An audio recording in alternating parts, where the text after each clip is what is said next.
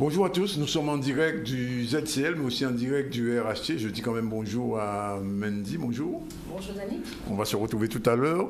Et je crie un grand ouf de soulagement, puisque Michel est là, Alexandra ont pu revenir. Alors, on va vous raconter ça tout à l'heure. Pour l'instant, je vous dis simplement qu'on va recevoir aujourd'hui Harry Cancel, le directeur du théâtre Neg Soubarou. C'est un comédien, mais aussi un metteur en scène très intéressant. Il faut écouter ce qu'il dira. Plus tard, on va faire enfin, encore un deuxième enfin, le retour sur Carifesta. Vous savez qu'il y a eu cette grande manifestation culturelle à Barbade le mois dernier. Nous y étions avec une délégation du conseil régional. Ils seront là avec nous, Georges Bridan, Nathalie Isaac, qui s'était perdue, mais déjà trouvé chemin, elle sera là tout à l'heure. Aussi Sarah Tanous, la présidente du CORECA, on va parler avec lui. Et puis, bien sûr, Martine Fazer est de retour, c'est la culture selon Martine. Et puis aussi, Mina Yankamala, il paraît que je vais être un cobaye, enfin, vous saurez un peu plus tout à l'heure sur tout ça. Mais pour l'instant, bien, on a reçu ce matin, il faut le dire, une mauvaise surprise en apprenant que deux de nos envoyés spéciaux dans le show Macon, puisque vous savez que le président de la République française était ici en Guadeloupe hier matin, il est parti à Saint-Martin, et avec lui des journalistes, dont nos deux confrères, une consoeur Alexandra Giraud, qui travaille à Caraïbes Creole News, que vous connaissez puisqu'elle est ici le vendredi, et puis notre ami Michel Irakil. Bonjour Michel. Bonjour Dani. Alors, c'était vraiment la galère pour vous hier soir, parce que tout le monde était 40 autres, famille à 40 autres, et puis on ne vous voit pas. Qu'est-ce qui s'est passé? Ce qui s'est passé, c'est que la galère a commencé un petit peu sur le tarmac de l'aéroport de Grand-Case, oui, où apparemment les places étaient comptées, mais on ne faisait pas partie du staff de la délégation. Oui.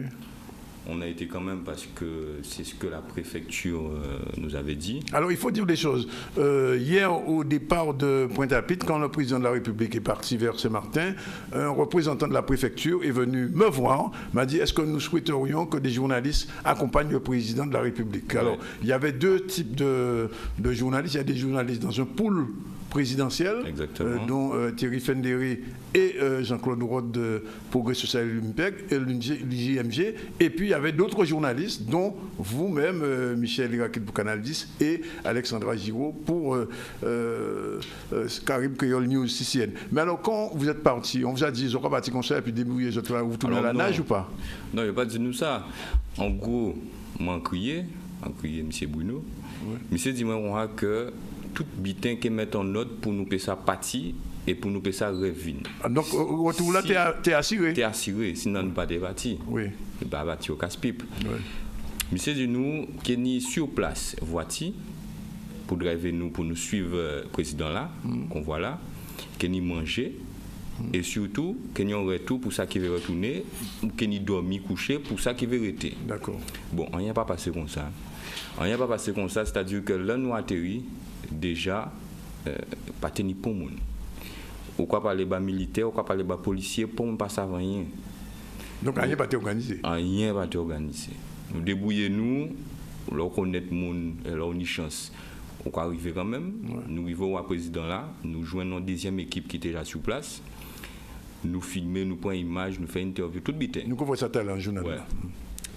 Et là, on a dit pour partir à présent, nous avons recréé la préfecture, parce que c'est la préfecture qui voyait nous là. C'est le gouverneur de la préfecture nous là. Eh bien, pas ni pour monde qui répondre dans un premier temps. Nous faisons l'appel à toute l'équipe aussi, Canal 10.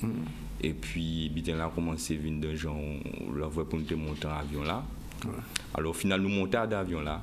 Là, nous montons à l'avion là, sécurité à l'Élysée même, dit nous, il faut nous descendre. Ouais. Comme si place là comptait, il faut nous descendre. Donc, nous débarquer. Et nous demander, bon, qu'est-ce qu'on fait à présent? Parce que nous là, nous sommes pour partir. Est-ce qu'il y a prévoir dormir? Est-ce qu'il y a prévoir manger en bitin? Et nous n'avons pas tenu pas réponse. Qui a été hier là ça? Là, ça a été déjà 11h de soir. 11h de soir, donc pas tenu pas avion qui a parti encore? C'était le dernier avion là, c'était avion à délégation là. À délégation donc, pas tenu rien encore. Alors, quand on fait pendant toute la nuit d'avion, on va l'appeler là, soleil, on a. Bon, eh ben, mon cher, vous savez, là, c'est un monde où on fait des bouillards, on fait des bouillards. Ouais. Donc, nous restons avec les militaires, 6 places même à l'aéroport là. Donc, vous dormez à l'aéroport là? Dormir à l'aéroport là. C'est la première fois que ça arrive? Oui. Première fois, là, il y a nous couchage. Enfin, il occupé de nous bien quand même. Il y a nous ça va on en boîte là, ça y est ça. Son ration, mais ration là pour savoir quand il nous manger, casser mais c'est qu'à manger aussi en bas là parce que c'est ça il y a qu'à manger et c'est ça il y a qu'à distribuer aussi pour la population. Donc on qui pas ni moyen, il y a qu'à de l'eau, il y a qu'à aussi ces rations là ça, ces boîtes ration là ça. Alors boîte ration là ça, il marque qu'il y a dedans. Ah, si vous avez boîte là bien. Voilà. Il a montré il marque qu'il y a dedans. Donc on y confiti, on y petit biscuit sec. Donc on pas faim. Non, pas faim, pas faim. Franchement, et l'armée prend soin de nous quand il y a prend soin à ces réfugiés là quand même qui en bas là. Donc ça passait bien. Tenions incertitude au niveau à départ là pour aujourd'hui là parce que c'est une organisation aussi. Mais encore remercier tout le monde qui mobilisait bon nous, surtout les députés qui étaient là aussi en délégation là. Leur regarder, c'est messieurs pour nous quand même, hein, mais bon, vous savez, là on y a affaire avec l'Élysée. Je crois que c'est messieurs ni pisse pas quand même. Mais nous avons dit merci quand même pour tout le monde qui est motivé au bon. Oui. Voilà. Alors on peut dire ça parce que le premier monde qui portait mon bazot c'est Justine Benet, entrapé bon matin, il portait même 6h du matin, en l'éveil même. Puisque les autres servants ont dormi toujours, il faut dire ça conseiller, puisque là, il dit qu'ils ont dormi. Et donc, moi, Bénin, téléphoné la préfecture. Après ça, bon, moi-même, vous criez d'autres monde. Enfin bref, nous crions une série de monde. Et en final de compte, nous réussissons à débloquer ça. Et nous sommes bien contents que vous arriviez sain et sauf et que nous créons une occasion, vrai reportage que vous faites. Et quand on dit, on sort dans le journaliste des fois qu'il y a des bons et des mauvais coups. Oui. Mais c'est ça la formation. Oui, il ne faut pas. Ni formation, ni information. Formation. C'est tout leur là, c'est Jean il est vraiment bon point. On savent ça quand il est là. Ah oui, c'est ça. En Montréal, ça avant parti quand même. Ouais. Ça pas habité mais ils ont une manière de faire les choses, ils ont possède que bon, nous peut aller nous aller ça. Ça nous peut dire ça, c'est mon à la préfecture là, il est totalement irresponsable, moi je prends responsabilité de dire ça parce que il peut pas dire au monde nous quoi partir ou quoi assurer viria ou avec regarder, il pas fait ça il faut, mais enfin de toute façon, bon matin là on crie yo entré en vitesse.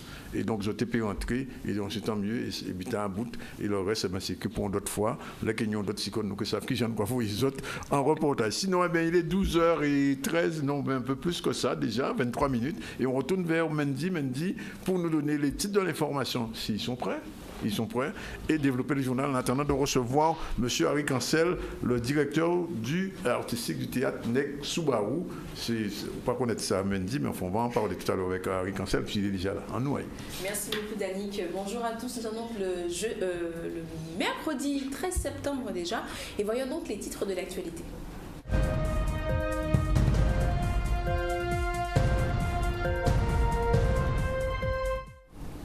Et depuis le passage d'Irma, la région Guadeloupe s'est donc empressée de venir en aide aux sinistrés. Une commission permanente qui s'est mise en place, une coordination optimale de la collecte avec l'ensemble des communes. Nous ferons le point tout à l'heure avec M. Averne.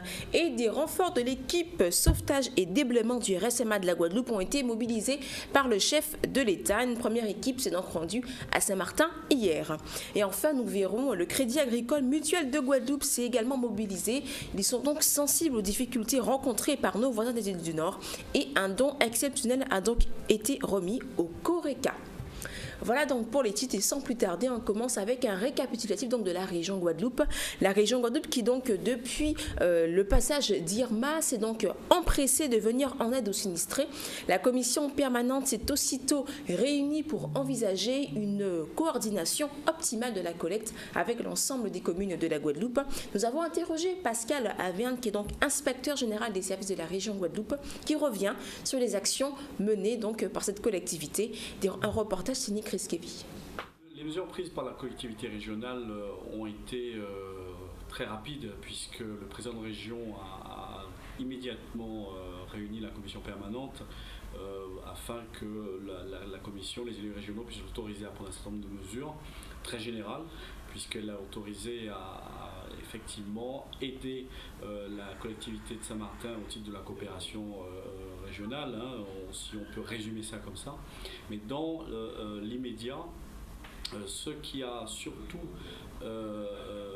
été pris comme mesure, c'est d'aider à coordonner la collecte avec l'ensemble des communes de la Guadeloupe pour faire en sorte que tous les Guadeloupéens puissent collecter un certain nombre d'aliments, de denrées alimentaires sèches, d'outils, de matériel, de tôles, de bâches, aussi de l'eau surtout, parce que l'eau est essentielle en ce moment. Et donc le président a donc tout de suite, avec l'appui d'un certain nombre d'entreprises, aussi fait acheminer du matériel lourd, notamment des tractopelles, afin que ce matériel puisse participer aux opérations de nettoyage, notamment sur les grands axes et aussi dans les bâtiments publics, notamment les établissements scolaires. Et partons maintenant du côté de Paris où M. Jean-Michel Martial, président du CREFORM, réagit suite aux dégâts causés par l'ouragan Irma. Un reportage de Maurice Cessy, notre correspondant à Paris. On ne peut qu'afficher, affirmer notre solidarité envers toutes les personnes qui ont souffert, qui sont en face d'une épreuve. Ils ont vraiment souffert dans leur chair. Ils sont marqués pour longtemps. Le pays est marqué pour longtemps. Les initiatives, sont réduits à néant, puisqu'on a vu toutes les industries, tous les commerces se sont à terre. Les vies, les espoirs, le travail des uns comme des autres a été saccagé, rendu comme nul, tout est mort, sauf l'espoir. Sauf l'espoir et la détermination de survivre et de faire le point sur ce qui a été, de manière à revenir plus fort et construire un Saint-Barthélemy, parce qu'on parle beaucoup de Saint-Martin, mais reconstruire Saint-Barthélemy et Saint-Martin à la hauteur de ce que notre réalité, ce que notre capacité à comprendre nous emmènera à faire. Nous serons plus forts, nous serons plus ambitieux, nous serons plus forts, nous serons en harmonie avec les lois d'aujourd'hui qui nous obligent et qui nous demandent de construire en accord avec des lois qui permettent d'envisager une solidité plus forte de tout habitat. Voilà, maintenant c'est en possibilité d'être fait. On savait déjà que nombre d'habitations ne répondaient pas aux normes. Le cyclone a tout balayé, tout est par terre. Donc reconstruisons dans les normes, dans le respect des règles. Moi je pense aussi beaucoup aux oubliés, à tous ceux qui n'ont pas d'assurance. Ils sont nombreux, à tous ceux qui n'ont pas d'activité professionnelle reconnue. Ils sont nombreux, ils sont plus d'un millier, ils sont 2000, 3000, 4000, 5000, 6000. Ils existent. Comment va-t-on envisager la reconnaissance de leur souffrance et leur réinsertion dans le tissu social? Je crois que l'État aura aussi à prendre en charge ces gens-là, de même qu'il aura à reconstruire la réalité économique de cet espace humain, géographique et humain, de même qu'il aura à accompagner le retour à l'efficacité, le retour à la normale dans ces espaces. Il est l'heure de marquer une courte page de publicité. L'information revient juste après.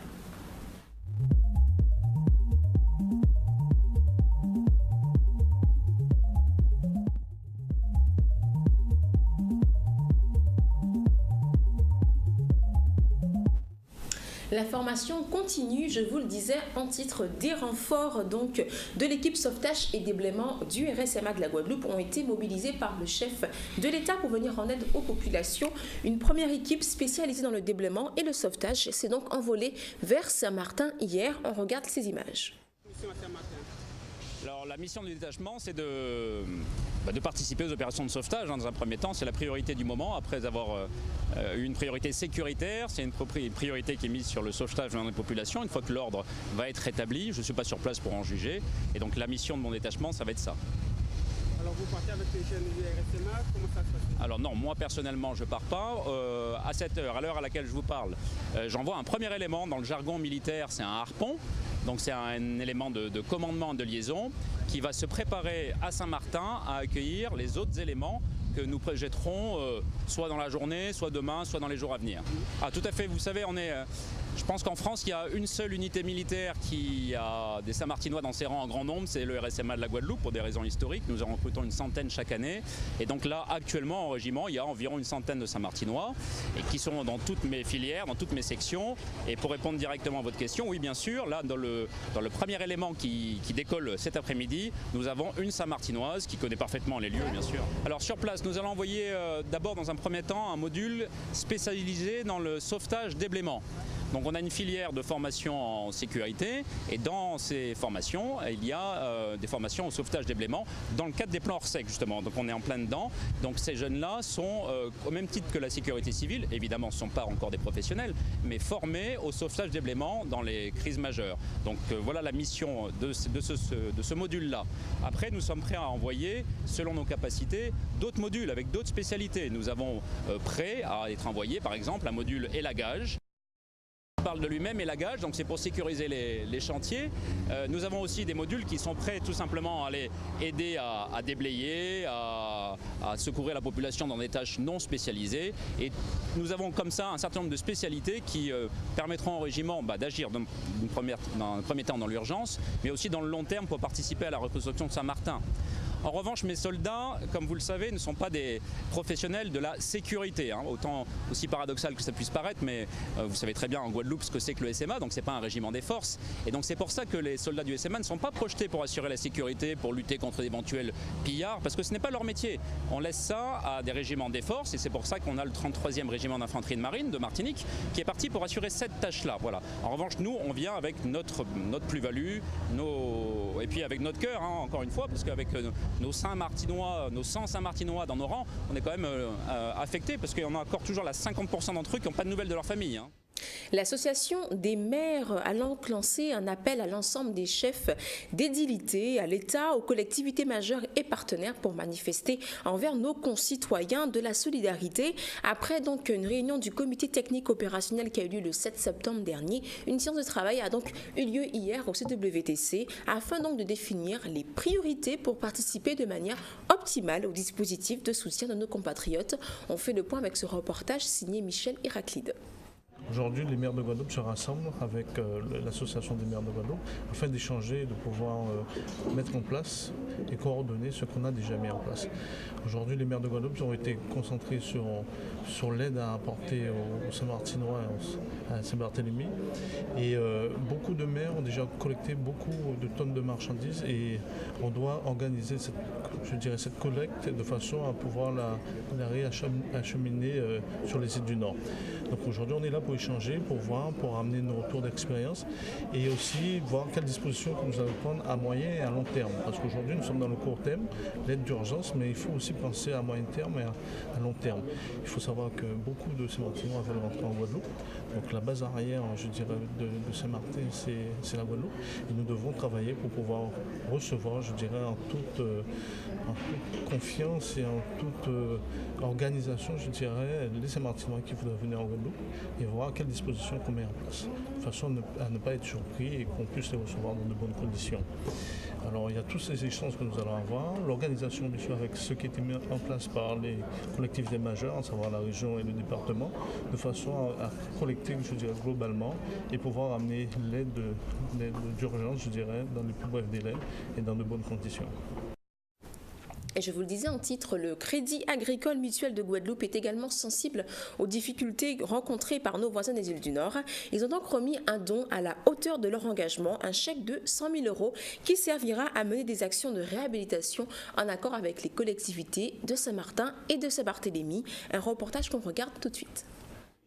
Alors, je pense que c'est un partenariat un peu inédit, en tous les cas qui correspond aux exigences de la situation, puisque dans l'action que nous menons de solidarité, tous les apports sont bons, y compris des apports comme celui que vient de faire la Caisse régionale du Crédit Agricole, qui va nous permettre de concevoir avec la collectivité de Saint-Martin ou de Saint-Barth un certain nombre d'actions dans ce que nous appelons la réhabilitation, qui pourront porter aussi bien sur l'éducation, la santé.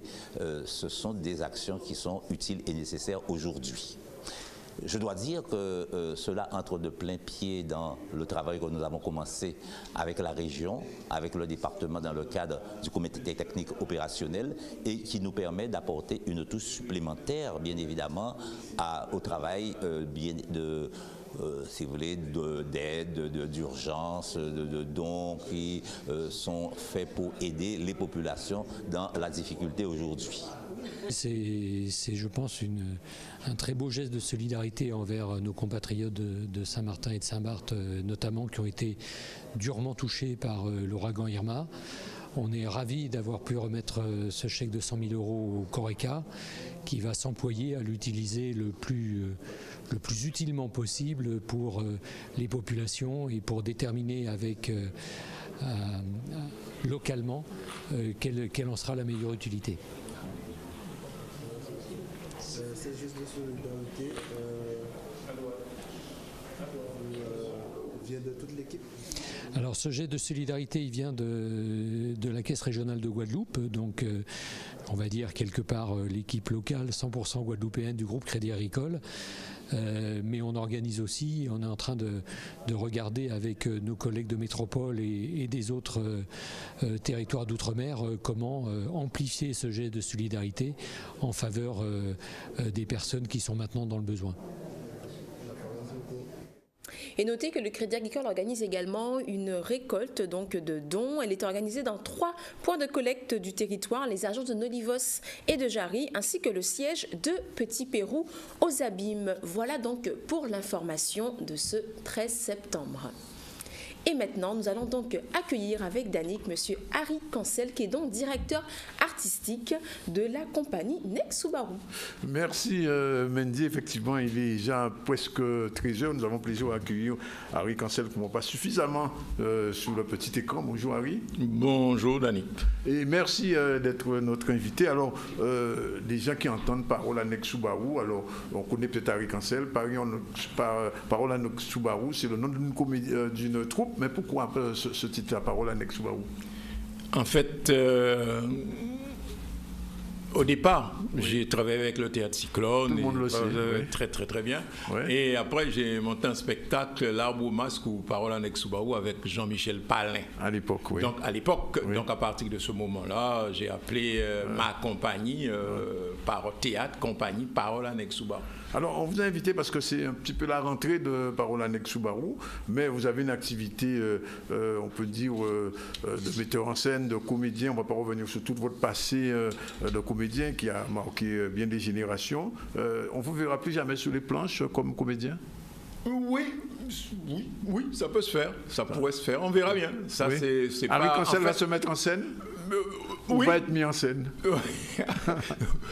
Bon, la vie, c'est un grand spectacle. Oui. Non, mais ceci étant dit, oui, accidentellement. Mais enfin, je préfère focaliser mon énergie sur la formation. Oui. Ça manque énormément en Guadeloupe, la formation au niveau théâtral, dans tous les domaines d'ailleurs. Mais si on veut progresser dans un domaine, la clé de voûte, le fondamental, c'est la formation. Donc, pour ce faire, dans cet esprit, donc j'ai mis en place une école de théâtre. Une école de théâtre où je reçois des enfants du premier degré, c'est-à-dire de la maternelle au CM2. Oui. Et là, il ne s'agit pas de former les enfants, il s'agit d'initier de les sensibiliser, d'initier. Et là, on pratique le théâtre. Oui. On n'étudie pas le théâtre. J'ai un autre groupe d'enfants du collège au lycée. Là, on travaille évidemment les fondamentaux du théâtre, mais j'étudie un peu le théâtre, c'est-à-dire les œuvres, un peu les œuvres d'ici d'ailleurs et les œuvres au niveau de l'éducation nationale. Et ensuite, j'ai des groupes d'adultes qui travaillent avec moi en permanence. Harry Cancel, on vous connaît depuis plus de 40 ans dans le théâtre, si je ne me trompe pas. Je me risque à vous poser la question, quel est l'état du théâtre guadeloupéen aujourd'hui? Est-ce qu'il y a un théâtre guadeloupéen réellement? Oui, la question, c'est terrible, c'est une question que je me pose en permanence. Et peut-être c'est l'une des raisons pour laquelle je suis là toujours. Est-ce qu'il y a un théâtre? Quel est l'état du théâtre guadeloupéen? On ne peut pas dissocier la question à l'état de la Guadeloupe. Parce que le théâtre guadeloupéen est à l'image de la Guadeloupe. C'est-à-dire c'est un théâtre qui se cherche, c'est un théâtre en construction, un théâtre avec ses aléas. Exactement, parce que le théâtre, comme n'importe quelle autre activité, ne peut pas être dissocié de l'état de la Guadeloupe. Et ça, c'est fondamental. Existe-t-il un théâtre guadeloupéen? Oui. Oui, il y a un théâtre guadeloupéen en construction. Embryonnaire, on va dire. En construction. En construction. Très certainement. Mais ni longtemps il est en construction. Hein. Oui, mais ni longtemps il est en construction parce que un pays, on confond trop souvent la force, le temps de l'homme au temps géologique, le temps d'un pays, d'une nation, de quelque chose. Il faut donner... On nous compare trop souvent, on compare nos productions, on compare notre réflexion à celle des gens qui ont 300, 400 ans de pratique théâtrale, alors que le pays n'a à peine 300 ans d'existence. Même pas. Oui, donc si on commence le pays, on se donne le temps de construire. L'état du théâtre guadeloupéen maintenant, le théâtre ne m'affole pas. Nous avons le théâtre que nous méritons et c'est à nous de construire quelque chose. Ce que vous dites est intéressant, mais si je me réfère sans être nostalgique au passé, j'ai plus le sentiment que dans les années 70 ou au début des années 80, le théâtre guadeloupéen avait une vraie existence physique, puisqu'on voyait des troupes comme Cyclone et pas que, d'autres troupes qui existaient, qui fonctionnaient régulièrement. Il y avait des spectacles. Aujourd'hui, on a le sentiment que c'est devenu une matière plutôt rare. Non, il y a énormément de théâtre. Oui, c'est devenu... c'est une vision des choses. Oui. Je reviens à ce que je disais... c'est toujours à l'image de la Guadeloupe. Avant aussi, il y avait plein de denrées guadeloupéens. Actuellement, on importe plein de choses. Et nous vivons dans un monde en mutation. Autour des années 70, il y avait disons la naissance d'un nouveau théâtre guadeloupéen avec l'arrivée des idées nouvelles. Donc, il y avait une construction autour de quelque chose. Il y a ce théâtre qu'on peut considérer comme étant théâtre de laboratoire, théâtre de recherche, théâtre un peu perversif, théâtre un peu avant-gardiste, théâtre engagé. Contestataire aussi. Contestataire. Oui. Mais regardez le tissu social guadeloupéen, regardez le tissu économique et la politique en Guadeloupe. Comparez les luttes, vous verrez qu'au fur et à mesure, il y a quelque chose est en mouvement. Oui. Donc, le théâtre ne peut que suivre ce mouvement-là. Qui a intérêt à regarder? Et c'est la raison pour laquelle des gens continuent à travailler, à réfléchir, à former les gens. Ce qui se passe, si vous voulez, c'est un peu... mayonnaise, il y a qu'à mettre à s'y manger. Oui. Mais fondamentalement, il y a un cœur qui continue à battre et c'est ça qui est fondal. Alors, vous êtes un des piliers de cet ancien et nouveau théâtre guadeloupéen, ce qui est paradoxal. Alors, du point de vue de la formation, puisque vous êtes depuis quelques années dans la formation, est-ce que vous sentez émerger, je ne peux même pas parler pour l'instant de metteurs en scène, mais au moins des jeunes comédiens qui prennent la relève, parce qu'on vous a connu, on a connu Arthur Lérus, on a connu Jean-Michel, enfin bon, plein de gens comme ça qui ont marqué une époque. Est-ce qu'aujourd'hui, il y a la relève commence à être assurée? Oui, on ne peut pas. L'idée pour moi, c'est il n'est pas question de dire que rien ne se fait en Guadeloupe. Il y a des choses qui se font, qui se défont. Il y a énormément de jeunes qui sont formés et informés, puisque dans les lycées, il y a des lycées à option théâtre. Oui. Il y a des associations qui fonctionnent.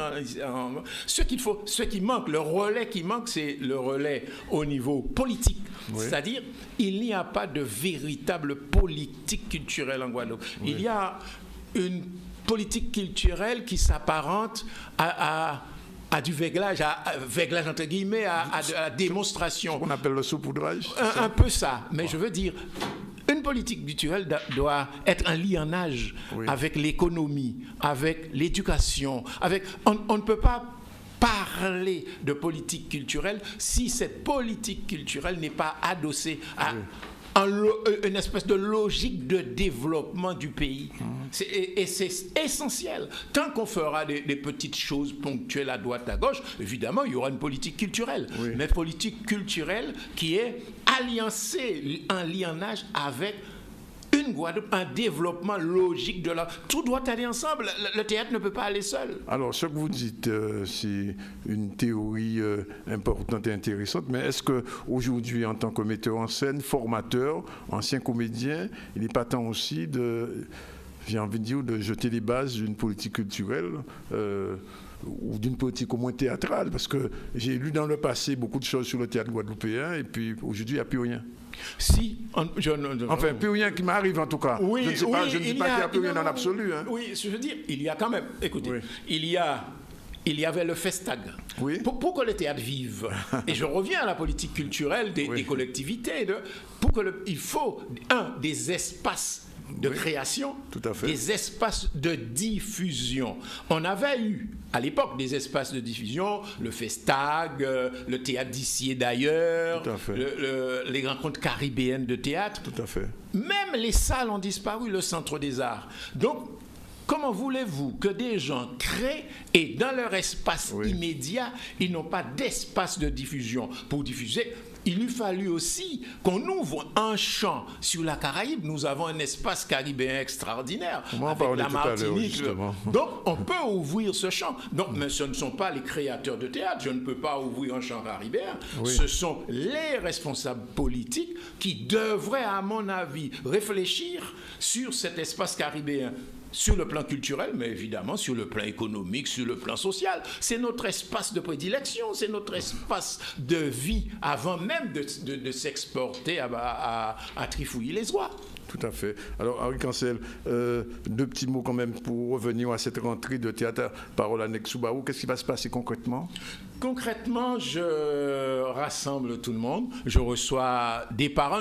J'en vois d'ailleurs, il y a énormément d'informations qui circulent sur les réseaux sociaux. Et voilà. Et j'explique très clairement aux gens qui viennent avec moi, travailler avec moi, que l'objectif, ce n'est pas de monter un petit spectacle de fin d'année pour faire plaisir aux parents, à qui que ce soit. On forme des Guadeloupéens. Peut-être que je ne verrai plus les Guadeloupéens. Le groupe, j'ai un groupe de jeunes de 25 à autour de 20 ans, 20-30 ans. Ce sont des jeunes que j'ai eus quand ces personnes étaient dans le premier degré. Oui. Ils ont travaillé avec moi de la maternelle. C'est ça, vous les avez suivis? Non, jusqu'au lycée. Oui. Ils sont partis, ils ont fait des études, certains sont ingénieurs, hein, et actuellement ils sont revenus. J'ai une bonne dizaine. C'est-à-dire des gens qui sont revenus qui disent, ça m'a beaucoup aidé. Faire du théâtre, ça m'a beaucoup aidé dans mon cursus professionnel, première chose. Et deuxième chose, ils sont revenus. Et ils se recherchent. Et là, je suis en train de construire quelque chose. Mais ce sont des gens qui ont des bases déjà. Mais il faut aller, si on veut répondre fondamentalement à la question, c'est une troupe. Oui. Quelle qu'elle soit, ne peut pas prendre en main. On peut proposer des choses, on peut faire des choses, mais ce sera toujours ponctuel et limité dans le temps et de l'espace. Il faut une volonté politique de la Guadeloupe pour se dire que peut-être qu'un jour, Alain Morin a écrit quelque chose d'extraordinairement intéressant sur culture et éducation. On devrait lire ça, culture et économie. Il faut prendre en compte, il faut dépasser la perception de la culture comme un moment d'amusement seulement. On parle d'industrie culturelle en ce moment. Déjà. Oui, mais il faut aller plus loin. Le culturel, c'est la base même. C'est ce qui nous fait penser, c'est ce qui nous fait agir, c'est ce qui nous fait réfléchir. Et c'est sur ça, c'est le curseur essentiel, c'est le moteur même, c'est le nanan d'une société. Il faut dépasser l'idée de culture comme amusement, un petit moment de fête. C'est pas du tout ça. C'est ça aussi. Mais ce sont, si vous voulez, des facettes de la culture. Pour vous, la culture, c'est un marqueur de la société et c'est un élément essentiel de l'économie. Essentiel, parce qu'on fonctionne d'après sa culture, on pense d'après sa culture, on aime d'après sa culture, on mange d'après... Parce qu'on réduit la culture à l'esthétique. Mais non, la culture, c'est ce qui fait de nous ce que nous sommes, notre façon de penser, d'appréhender le monde, de lire le monde. Et c'est ça qu'il faut prendre en compte. Et c'est ce qu'on manipule souvent. Les plus intelligents manipulent ça pour vous transformer. Dernier mot, oui, quand c'est le cas, pour le prochain spectacle de vous qu'on verra. On vous a vu aux Abîmes il y a quelques mois au festival. Est-ce qu'il y a déjà quelque chose en préparation? Oui, les Abîmes...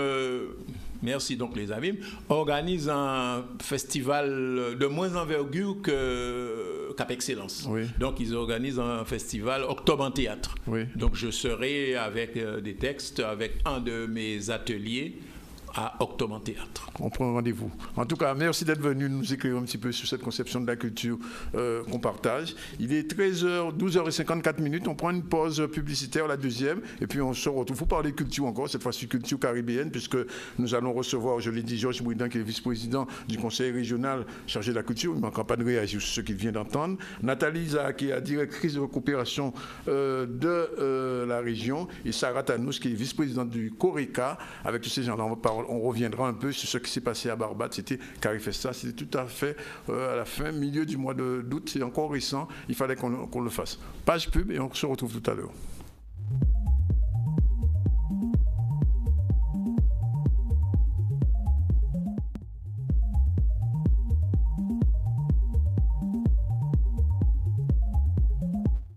Voilà, il est 13h01 dans le ZCL, le retour donc sur l'actualité culturelle, mais une actualité culturelle qui commence un petit peu à être dépassée, mais il fallait quand même qu'on fasse le bilan de ce Carifesta qui s'est déroulé donc du 17 au 27 août. C'était à la Barbade, avec nous donc aujourd'hui M. Georges Bouidan, qui est vice-président de la commission culture du conseil régional. Bonjour.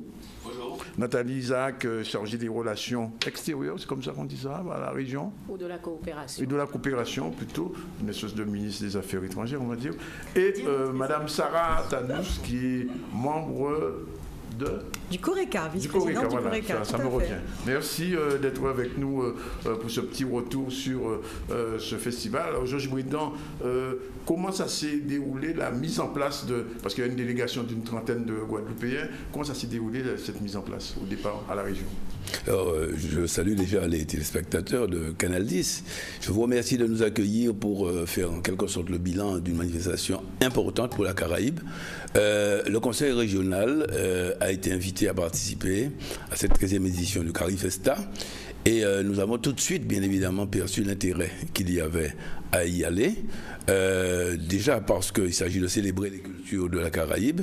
Et puis par ailleurs, c'est aussi un moment de rencontre humain, d'échange, et une opportunité donc, qui nous était offerte aussi pour, en quelque sorte, développer ou commencer à développer une politique de coopération régionale. Donc nous avons pensé notre délégation à partir de ce double critère, le critère culturel et artistique, un critère effectivement visant, pour touchant à la coopération et aux différents champs que nous voulions aborder à l'occasion de notre présence à Barbade.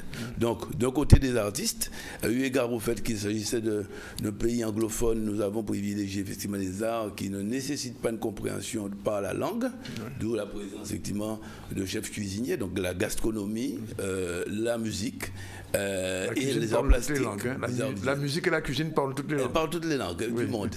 Et donc, d'un côté cela, puis d'autre côté des chefs, des agro-transformateurs, notamment Pikanga, qui fait de l'agro-transformation et qui avait vocation justement à montrer son savoir-faire dans le domaine qui est donc le sien.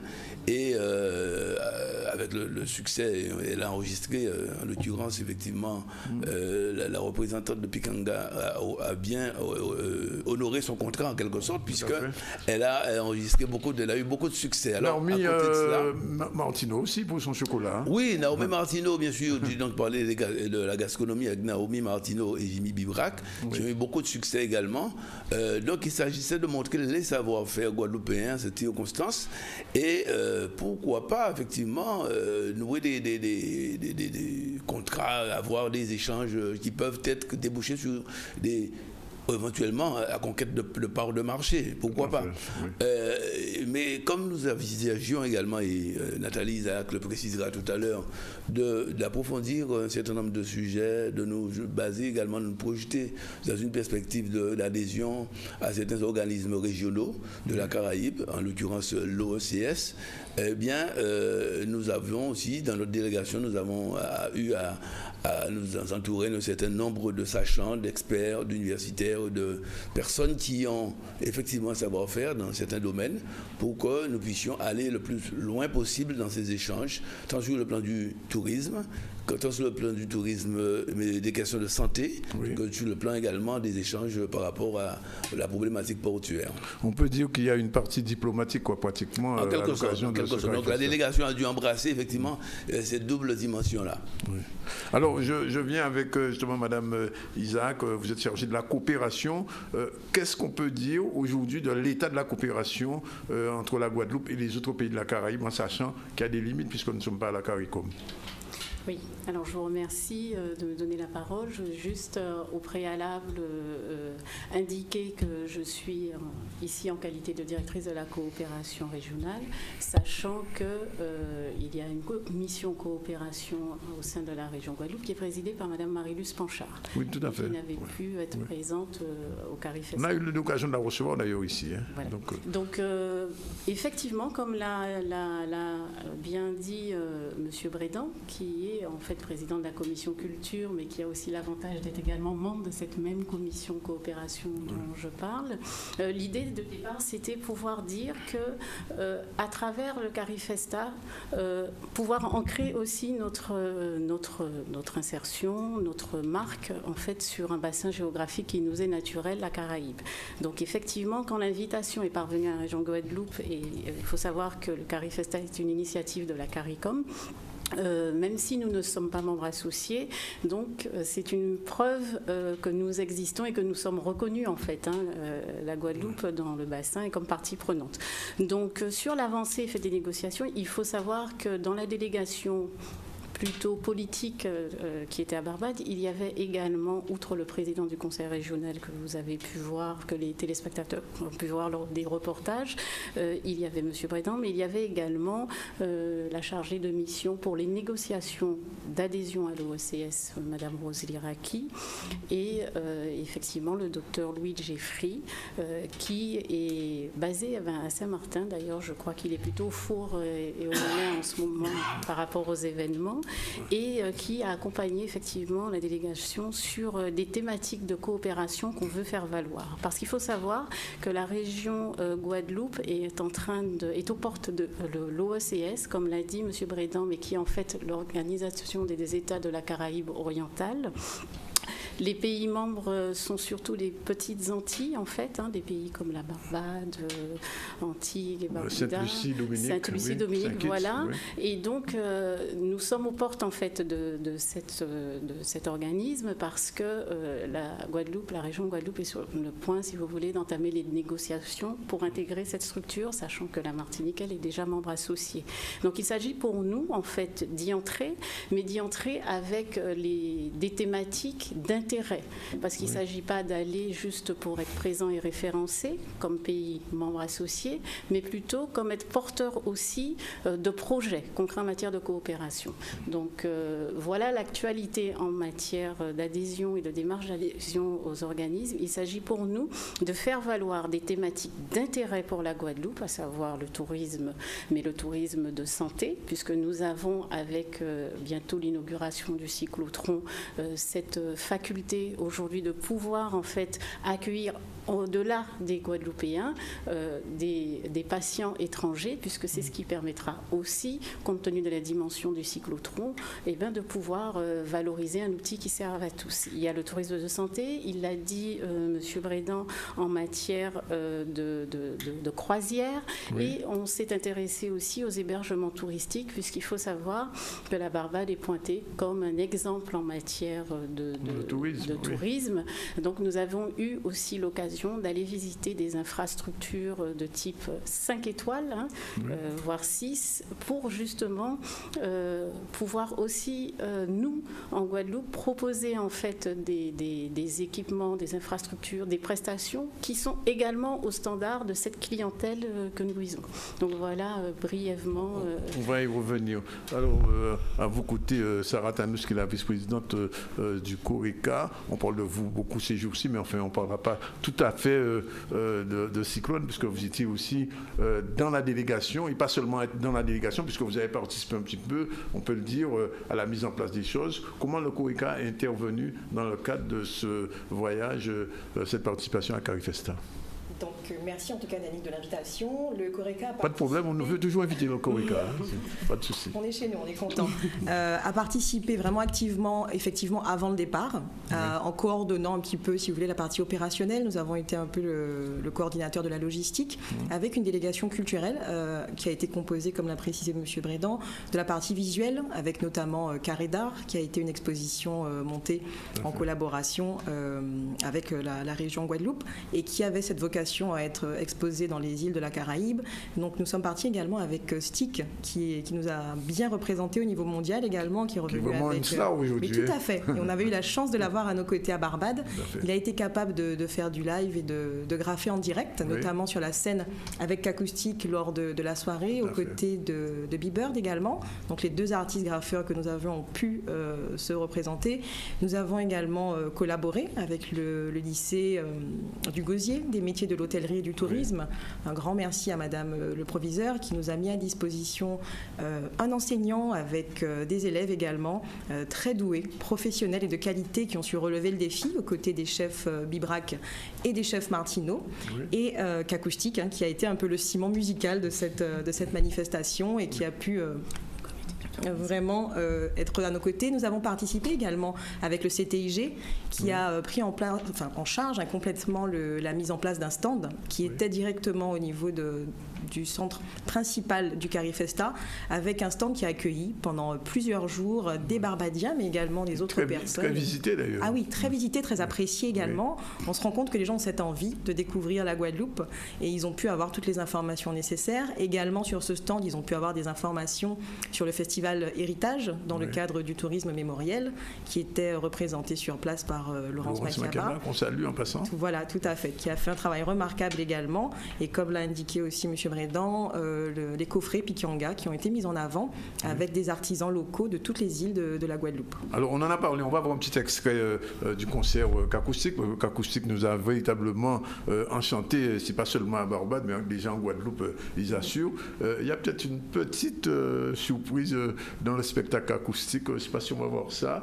Le temps que la technique nous envoie cet extrait de ce concert avec un choriste particulier.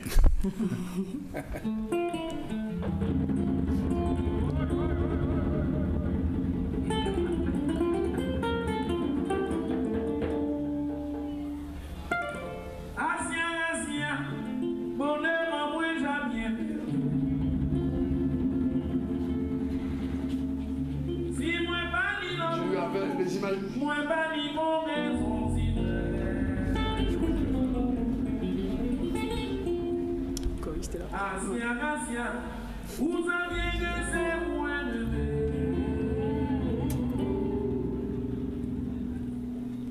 jour là où quitté moins qu'à jusqu'à un jour où les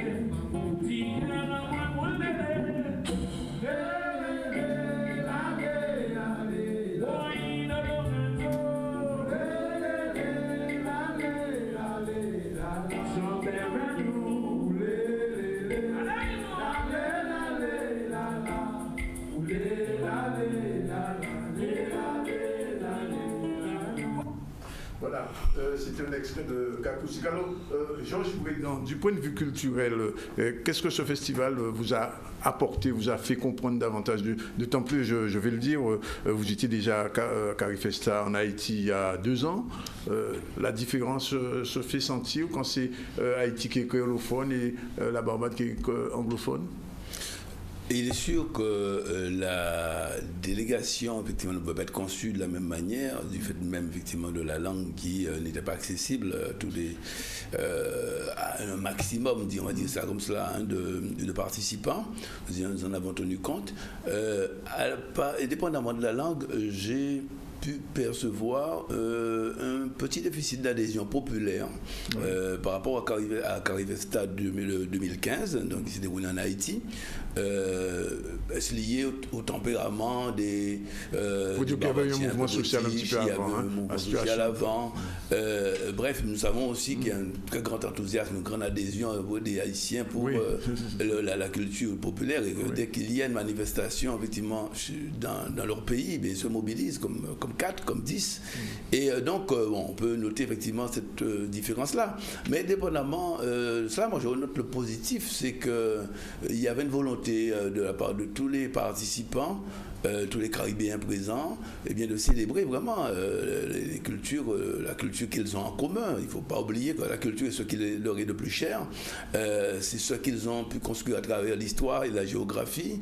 Ils ont effectivement une mer Caraïbe en partage, une histoire en héritage. Tout cela leur a suggéré une culture qu'ils ont tissée au fil des années et qu'ils entendent bien sûr conserver et préserver plus qu'à jamais aujourd'hui, alors même que nous sommes justement confrontés un peu aux éclats de la mondialisation. Et donc, il est important justement que nous ayons des mouvements régionaux comme ceux-là, comme donc le Carifesta, qui puissent préserver ces identités culturelles. Donc, c'est pour nous très important, nous Guadeloupéens, d'être là. Nous sommes à notre place en allant à Carifesta et nous entendons justement continuer justement entre deux Carifesta à décliner cette communauté donc de vues sur le plan culturel à travers différents projets, à travers différents produits et qu'il convient donc de construire, suggérés parfois par même je dirais les textes, ou même aller au-delà des textes pour pouvoir inventer des choses qui puissent être communes aux Caribéens. Donc, dans la Caraïbe, c'est vrai que la culture est peut-être c'est le ciment. C'est le ciment, celui qui permet de fédérer le mieux donc les peuples de la Caraïbe qui, comme vous le savez, ont des évolutions juridiques différentes, des statuts juridiques différents et ont aussi des niveaux de développement différents. Donc, à partir de ce ciment-là, on peut justement, c'est peut-être une porte d'entrée pour être un facilitateur pour aller plus loin dans d'autres domaines. Alors, je reçois un poste d'un téléspectateur qui demande, je pose la question à Nathalie Isaac, qui tente nous que font Carifesta en Guadeloupe? Alors, c'est une bonne question et je vais y répondre, mais je vais faire un petit détour, si vous permettez, juste pour préciser ce que disait M. Brédan. Il faut savoir que le Carifesta, cette année à Barbade, c'est le premier Carifesta de l'équipe actuelle de la région de Guadeloupe. Le précédent était l'équipe précédente. Oui, mais ce que je veux dire aussi, c'était surtout aussi la volonté d'adopter un format qui soit fédérateur, parce qu'il faut savoir qu'on ne l'a peut-être pas forcément bien explicité, mais que la région a souhaité avoir comme opérateur, c'est une demande qui a été faite au CORECA, de pouvoir être l'opérateur, coordonnateur en matière logistique sur la délégation culturelle, et également elle a souhaité aussi s'adjoindre le comité du tourisme des îles de Guadeloupe comme partenaire, parce que lui aussi a l'habitude en fait de cette représentation de ce qu'on fait de mieux, et donc l'idée justement cette année avec ce Carifesta, ce premier Carifesta d'une équipe nouvellement en place, c'était de se représenter au mieux et de montrer ce qu'on avait de plus, l'excellence en fait. D'où le choix en fait de montrer la gastronomie, la musique, les artistes peintres, etc. Et il faut savoir que la culture en fait, a bien expliqué, c'est un ciment, mais c'est aussi une porte d'entrée, c'est aussi un prétexte, c'est aussi ce qui nous permet derrière de construire, de pénétrer un marché, de se faire référencer, les artistes guadeloupéens, B-Bird et Stick, on ne l'a pas dit, mais on laissait des œuvres au ministère de la Culture à Barbade. Donc c'est une façon pour eux de se référencer. Donc c'est un prétexte aussi pour se faire connaître. Alors un Carifesta en Guadeloupe, il faut savoir, comme je vous l'ai dit, que c'est la CARICOM qui organise. Alors évidemment, c'est les pays membres de la CARICOM qui normalement reçoivent en fait et accueillent le Carifesta. Après, il n'est pas exclu, effectivement, qu'on puisse proposer en tant que pays ami, si nous ne sommes pas encore, nous ne sommes pas associés à la CARICOM, qu'on puisse dans un futur effectivement organiser le Carifesta, puisque c'est des choses que la région Guadeloupe sait faire. Il y a la route du Rhum bientôt. Il y a un tas d'événements sur lesquels effectivement l'auditeur a raison, le téléspectateur a raison, on est en capacité d'organiser. Après, c'est voir comment effectivement on peut amener cette idée que même si nous ne sommes pas membres de la CARICOM, que nous puissions aussi accueillir, parce que nous avons les possibilités et les moyens de le faire. On va rebondir sur ça tout à l'heure avec Madame Tannous. Sous l'heure, on prend une page de publicité, la 3e dans cette édition. On se retrouve tout à l'heure pour la suite de cette émission.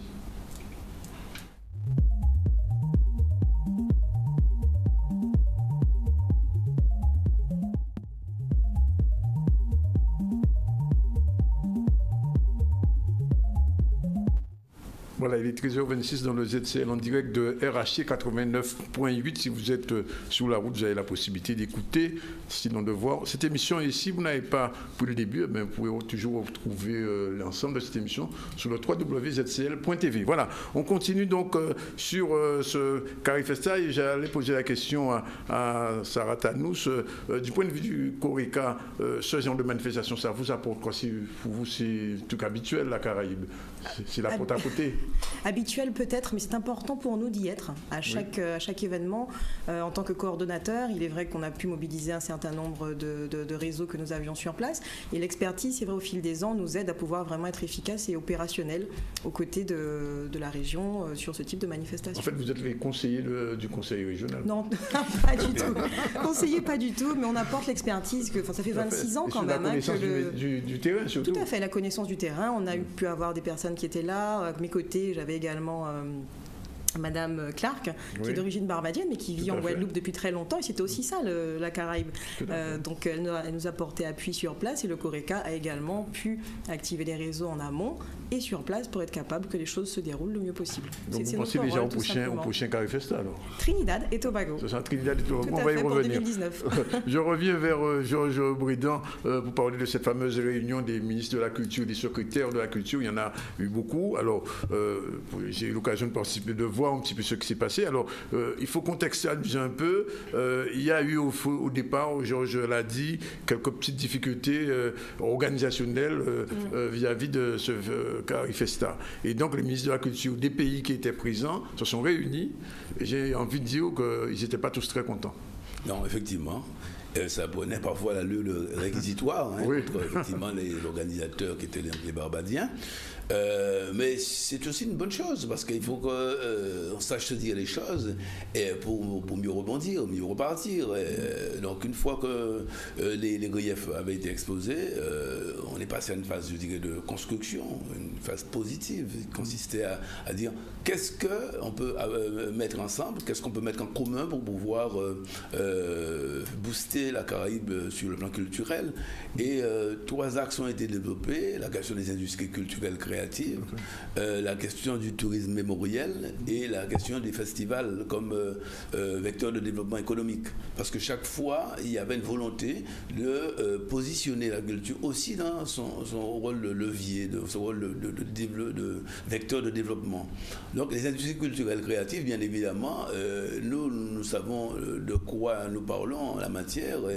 Et nous qui, en Guadeloupe, sommes justement un peu les leaders en ce qui concerne l'audiovisuel le cinéma, nous sommes pôle d'excellence référencé par le Cariforum et l'OCS, pôle d'excellence pour la Caraïbe. On préside la commission du film caribéen, c'est-à-dire ce qui permet d'accueillir dans les pays de la Caraïbe des tournages, des productions venant de l'extérieur.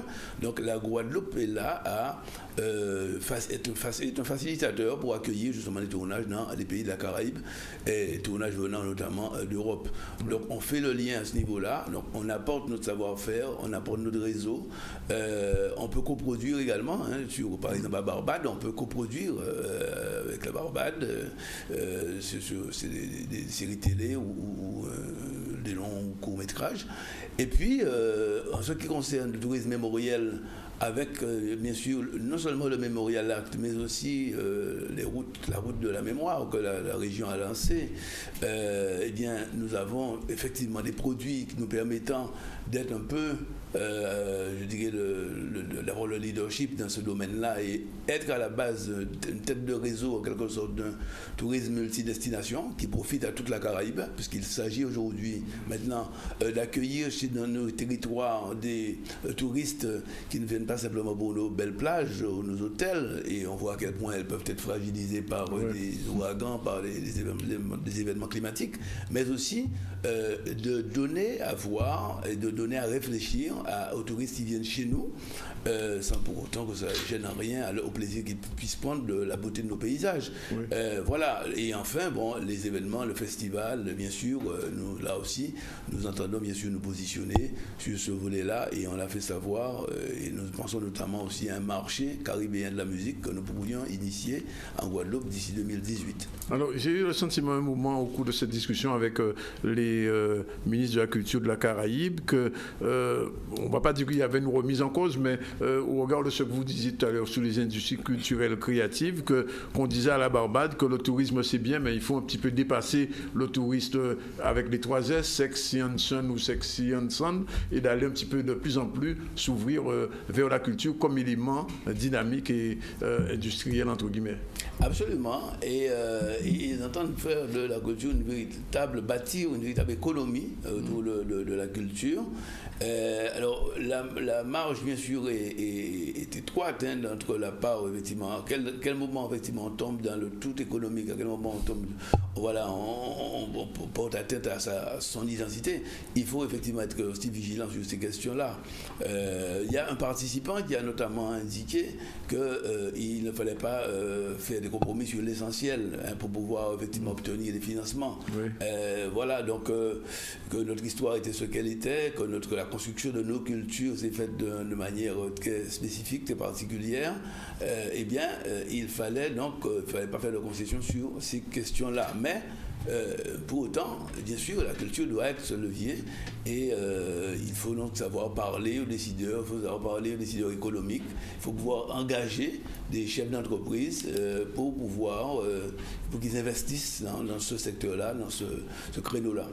Nathalie Isaac, il y a eu des rencontres avec, on l'a dit tout à l'heure, avec la Caribbean Shipping Association, avec le CTO, Caribbean Tourism Organization, et il y a aussi avec le ministère de la Santé et de la Sécurité sociale de là-bas. Quelle suite que tout cela va donner? Parce que ce sont des rencontres. On a vu que la CTO souhaitait l'arrivée de la Guadeloupe, le retour de la Guadeloupe dans cet organisme. La Caribbean Shipping a fait le même constat et le même vœu.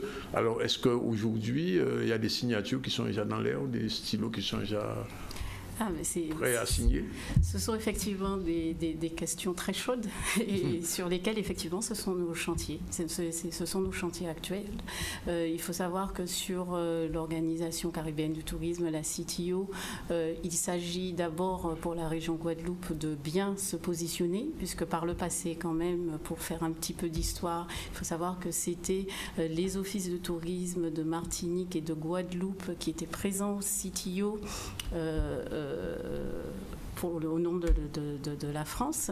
Et puis pour des raisons après des évolutions qu'on ne développera pas aujourd'hui, il se trouve que la Guadeloupe a quitté parce qu'en fait il s'agissait de trouver un équilibre entre ce qu'on peut cotiser quand on adhère à un organisme et donc la CTO, et ce qu'on peut en attendre en retour. Il se trouve que jusque-là, justement, les choses n'étaient pas si claires et les implications pas si... On nous taxe un peu trop, quoi.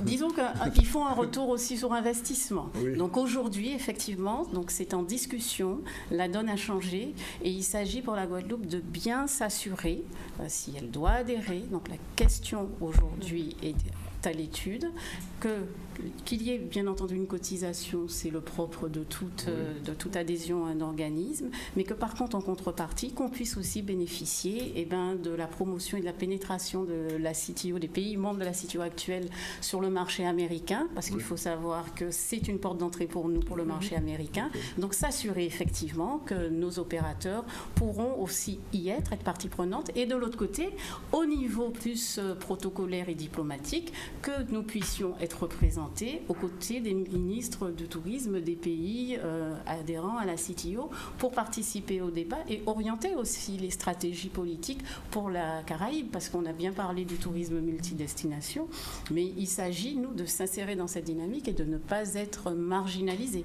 Donc s'assurer aussi qu'on existe vis-à-vis. Alors il en est de même pour la Caribbean Shipping Association. Voilà, il en va de même, et également aussi en matière de santé. Il s'agit aussi, alors concrètement, plus près de nous, pour répondre de façon très concrète, il faut savoir qu'il y a un projet à l'étude justement pour permettre un projet qui devrait être financé sur le programme Interreg 5 Caraïbes, notamment pour permettre de valoriser en fait ce tourisme de santé que nous appelons de nos voeux, et justement les rencontres avec les représentants de la sécurité sociale, en tout cas l'homologue à Barbade, allait dans ce sens, pouvoir voir comment avoir des conventions, des accords pour permettre d'accueillir des patients de Barbade ou d'ailleurs, mais qui garantissent aussi que derrière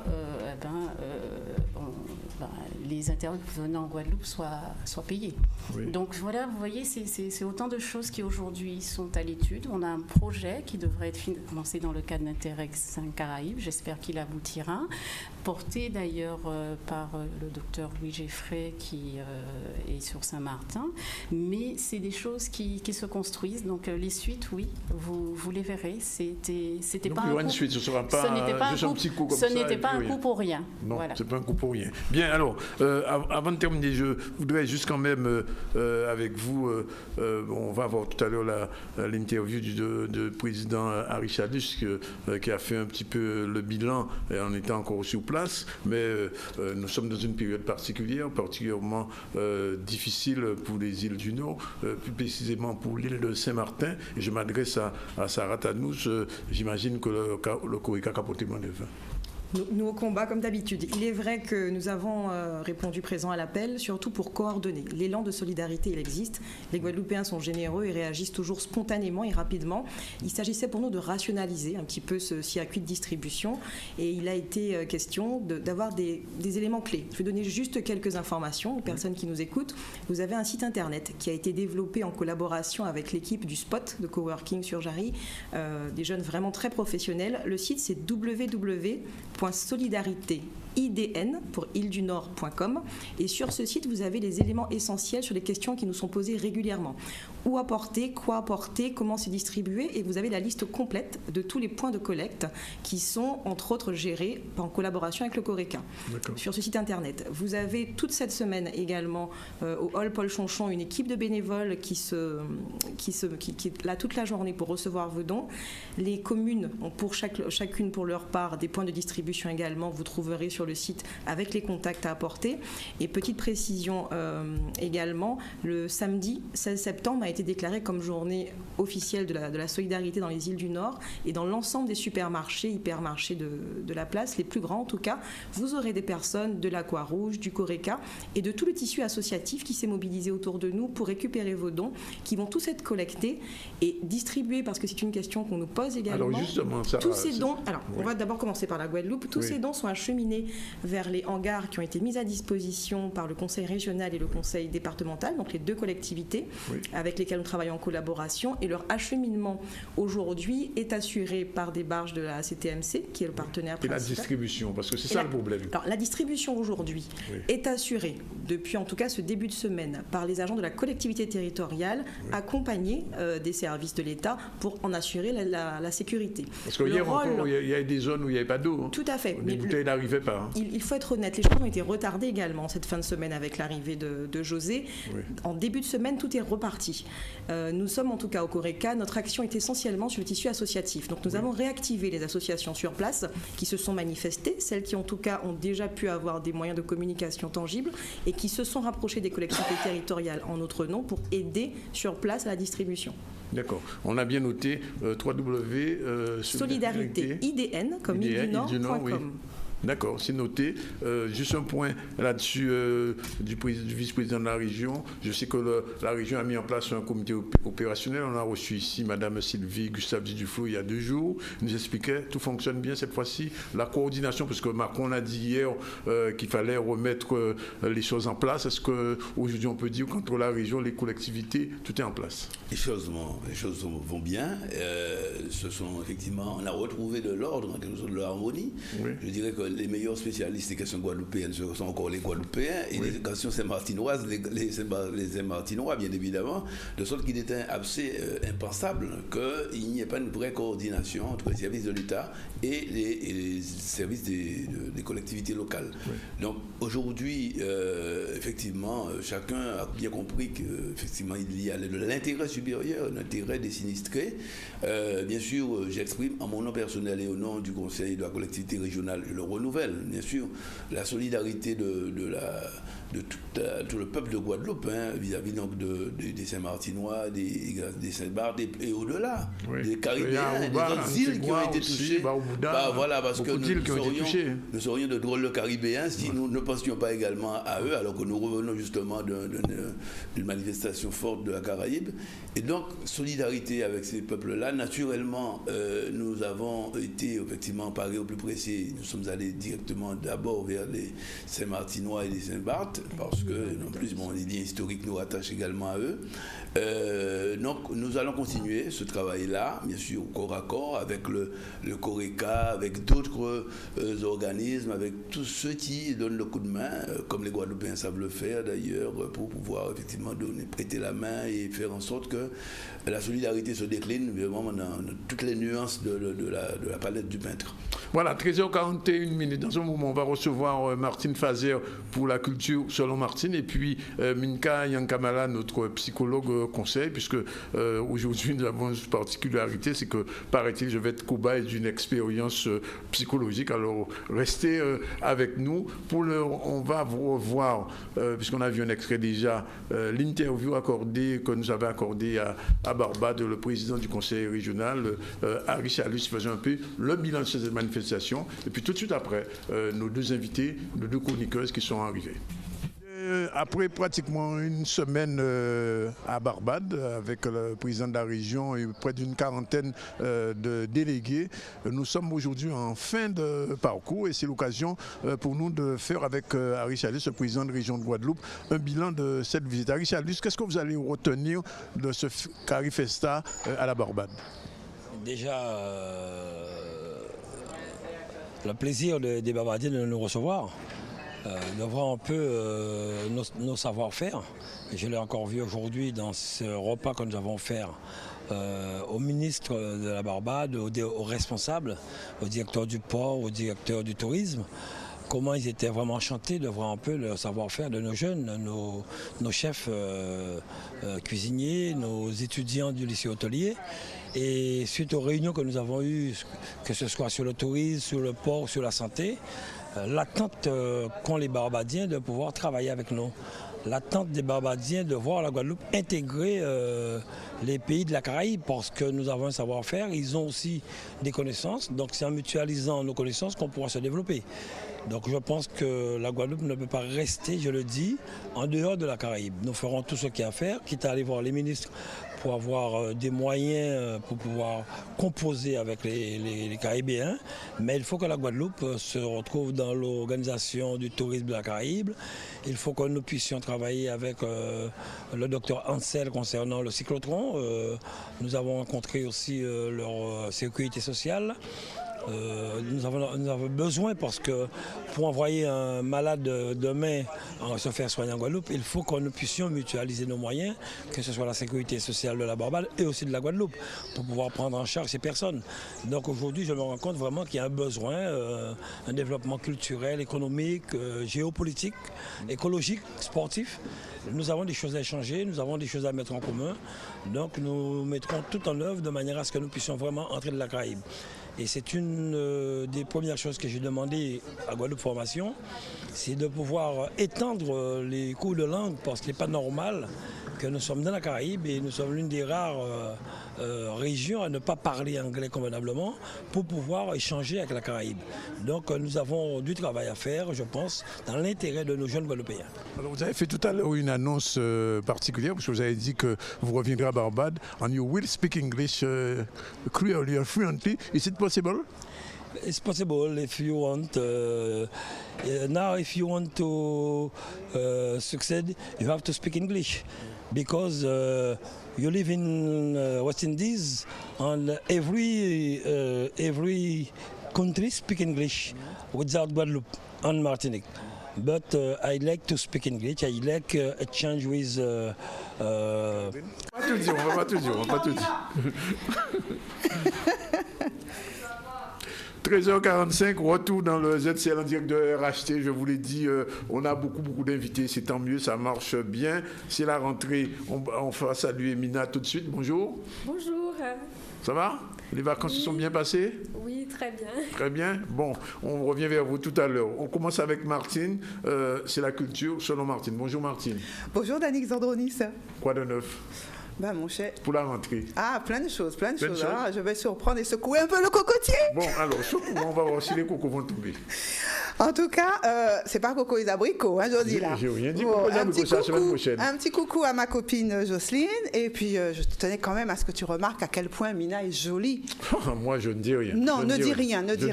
Je m'arrange un peu parce que sans quoi je ne fais pas le figure à côté d'elle. Ouais. Mais elle est jolie comme un cœur. Voilà, je tenais à le dire. Ouais. En tout cas. Moi, je confirme. Hein. Bien bonjour à nos auditeurs. Vous m'excuserez, j'arrange un peu, je me vois là et c'est un peu Bitelin aussi Jean Biguidi, assis moi. Bref. Alors, bonjour à nos auditeurs, aux spectateurs. Tellement content Révoisot, c'est incroyable. J'ai eu tellement chaud parce que j'étais contente de revenir. Pas de retrouver Danick, mais de vous retrouver vous et puis toute l'équipe. Voilà, ça y est, hop, c'est parti. Bon, alors, en tout cas, voilà, les vacances sont terminées, c'est la rentrée et avec la rentrée, comme à chaque fois, d'ailleurs comme au Nouvel An, hein, on prend de bonnes résolutions. Par exemple, nettoyage de la maison, je l'ai déjà fait. Santé personnelle, on voit ce qu'on peut faire pour améliorer son bien-être. Mina est là pour ça. On s'inscrit aussi dans une salle de sport éventuellement, où on reprend le sport. Et puis, il y a d'autres choses, on s'inscrit, on fait des activités culturelles, des choses comme ça, de la danse traditionnelle, du chant, etc. On promet d'aller un peu plus souvent au musée aussi, ou de voir des expositions, et puis de parfois s'adonner à de la lecture, en se disant « Ah oui, il faudrait que je lise tel nouveau roman qui est sorti dans le cadre de la rentrée littéraire. » Eh bien, il y a une dernière chose également, souvent qu'on pense à faire, c'est changer de tête. Et oui, on change de tête et parfois de coiffure. Eh bien, moi, je vous ai concocté une rentrée du CSM avec un peu de tout ça. Et pour commencer cette première étape, en tout cas ce premier jour de reprise, hein, on va aller au musée et puis on va profiter de notre big event, c'est celui-ci, pour vous parler du GEP, Journée européenne du patrimoine. Voilà, c'est ça le début. Une journée européenne du patrimoine qui se passe un peu partout en France, avec l'Europe également qui s'y est associée depuis quelques années. Mais il faut savoir que ce sont près de 17 000 musées qui sont ouverts, musées et structures qui ouvrent leurs portes durant 2 journées, les 16 et 17 septembre. Et puis ce sont pas loin quand même de 26 000 animations qui vous sont proposées sur tout le territoire français hexagonal et Guadeloupe confondue avec l'Europe. 34e édition, c'est pas rien. Et autour de ça, bien sûr, il y a un tas d'événements. Alors, bien sûr, la programmation est longue, mais quelques-uns quand même, en Guadeloupe, au musée Saint-Jean-Perse, où vous pourrez vous rendre, 9 rue Nausière. Vous allez avoir ce samedi 16 et le dimanche la découverte et l'initiation de jeux traditionnels d'antan dans le jardin du musée. Vous aurez également des visites libres, vous allez voir un peu les collections, etc. Vous avez d'autres lieux encore, l'écomusée Murat à Marie-Galante qui ouvre ses portes avec une conférence, la découverte du patrimoine maritime marie-galantais par exemple, l'habitation Soleil à Saint-Claude, le parc archéologique des Roches Gravées à Trois-Rivières avec le musée Edgar Clair au Moule également, qui vous propose des visites, des ateliers, etc. Fort d'Elgrès à Basse-Terre, découverte gratuite avec des audio guides qui vont vous proposer de découvrir le fort comme peut-être vous ne connaissiez pas. Le jardin botanique de Basse-Terre, le fort Fleur d'Épée au Gosier, la Mahaudière également à Anse-Bertrand-Campêche. Je vous l'ai dit, le musée du Moule Edgar Clair parce que vous aurez des rencontres possibles.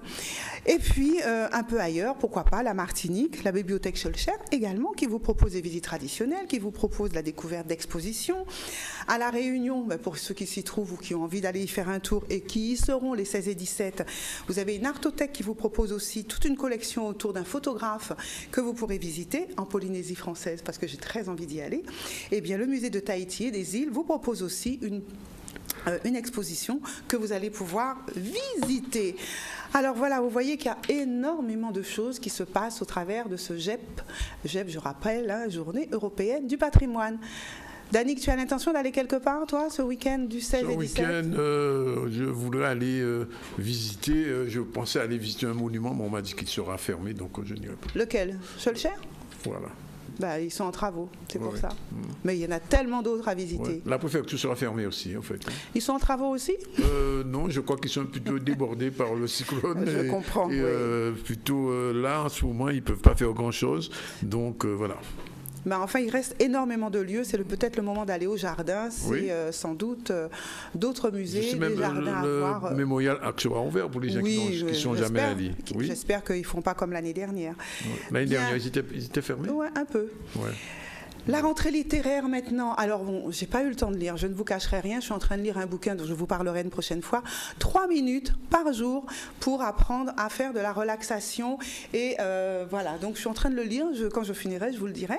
Mais en attendant, je vous conseille quand même 2 ouvrages que je n'ai pas lus, mais que je vais lire et que vous pouvez lire. Et puis peut-être, pourquoi pas, m'en parler, m'appeler pour me dire ce que vous en avez pensé. Je ferai une petite critique là-dessus après. Ça m'a plu, en tout cas, je les ai retenus. Grain de café, c'est un ouvrage de Steve Folla, Gadet. C'est paru là au mois de septembre et ce livre-là, en fait, il est aux éditions Nestor. Donc l'auteur du livre que vous connaissez, Steve Folla Gadet, tout le monde le connaît, c'est un dynamique écrivain, il est universitaire, guadeloupéen, il est maître de conférences, on entend parler de lui partout, il est sur tous les territoires, la Martinique, la Guadeloupe. Il travaille dans le département d'études anglophones de la faculté des lettres, les sciences humaines aussi, et il nous enchante au travers de sa plume. Il a toujours un regard assez pointu, assez acéré sur ce qui se passe sur nos territoires. Et là, sur la Caraïbe, eh bien, ce grain de café, il y met, lui, son grain de sel et nous donne à voir et à mieux comprendre la Caraïbe d'aujourd'hui sous une palette de personnages tout à fait intéressants qui ne vous laissera pas indifférent. Ça s'appelle Grain de café et de ces Steve Gadet à lire et puis m'en reparler. Un autre ouvrage que je vous recommande aussi et que je vais lire. Cette fois-ci, c'est un ouvrage particulier puisque c'est en fait toute la littérature poétique d'Aimé Césaire. Pas moins que ça, qui a été traduit par un éditeur américain. C'est Césaire, donc en version bilingue. C'est l'éditeur Wesleyan University Press qui est rattaché à l'université du même nom, qui a fait cette traduction. Ce sont 1000 pages de poésie qui ont été traduites et qui seront donc disponibles très prochainement, que vous pourrez également avoir.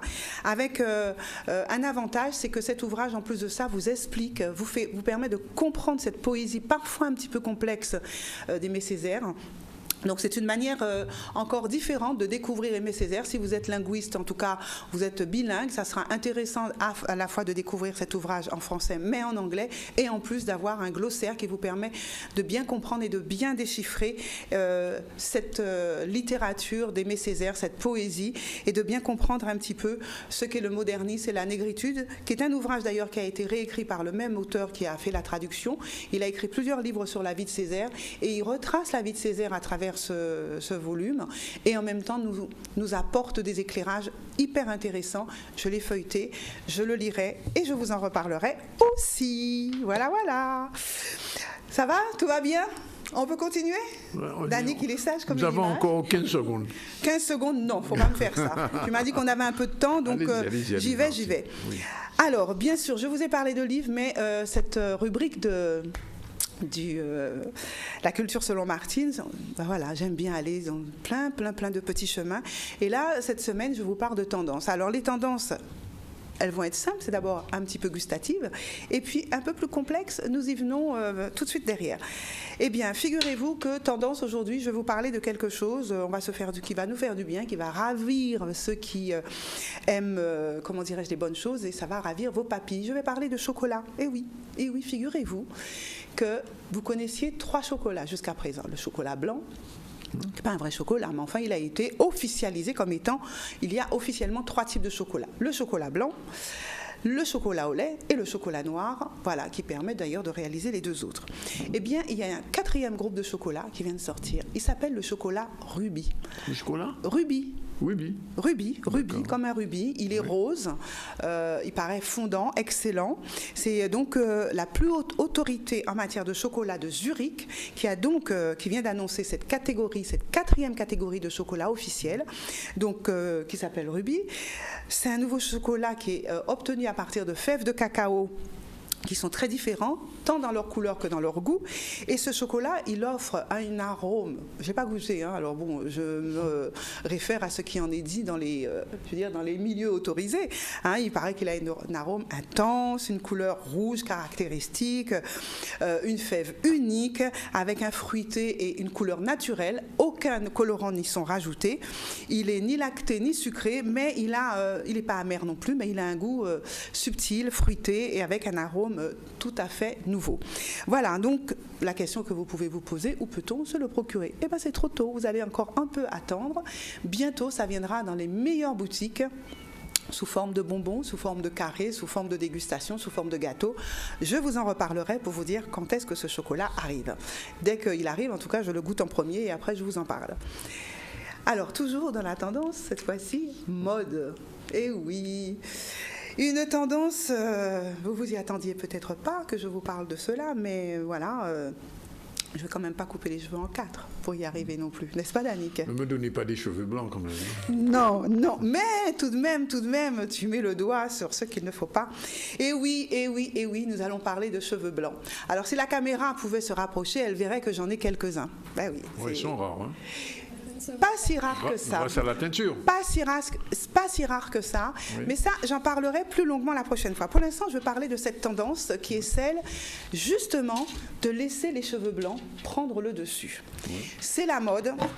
C'est la tendance. Le cheveu blanc est devenu une mode. Le cheveu blanc, on l'assure aujourd'hui. Et les femmes l'assurent, les hommes aussi commencent à l'assurer.